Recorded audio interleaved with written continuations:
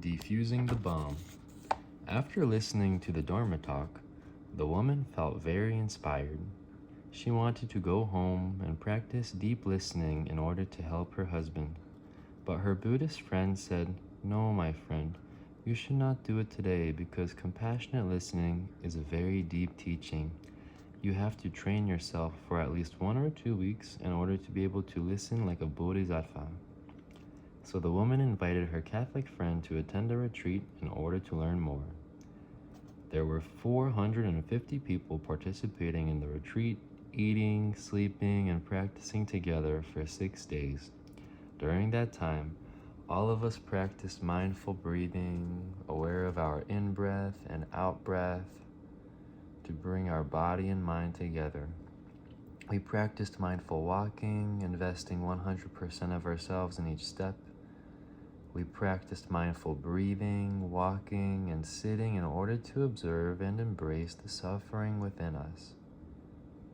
Not only did the participants listen to the Dharma talks, but all of us practiced the art of listening to each other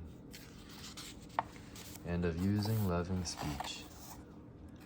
We tried to listen deeply in order to understand the suffering of the other person. The Catholic woman practiced very seriously, very deeply, because for her, this was a matter of life or death. When she returned home after the retreat, she was very calm and her heart was full of compassion. She really wanted to help her husband to remove the bomb within his heart. She moved very slowly and followed her breathing to keep calm and nourish her compassion. She practiced walking mindfully, and her husband noticed that she was different.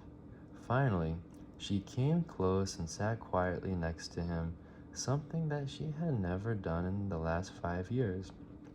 She was silent for a long time, maybe 10 minutes. Then she gently put her hand on his and said, "My dear, I know you have suffered a lot during the last 5 years, and I am very sorry. I know that I am greatly responsible for your suffering. Not only have I been unable to help you suffer less, but I have made the situation much worse. I have made many mistakes and caused you a great deal of pain.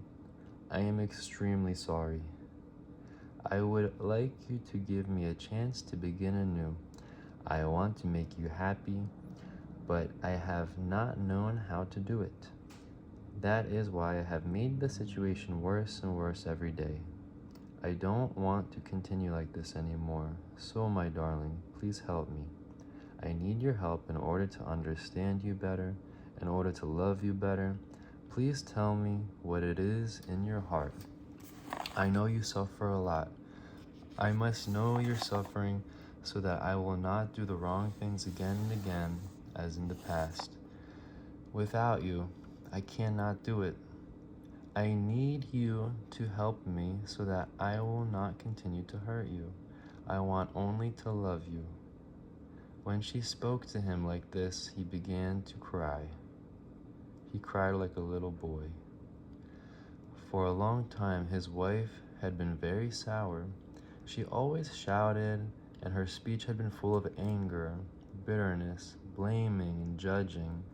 They had only argued with each other. She had not spoken to him like this in years, with so much love and tenderness. When she saw her husband crying, she knew that now she had a chance.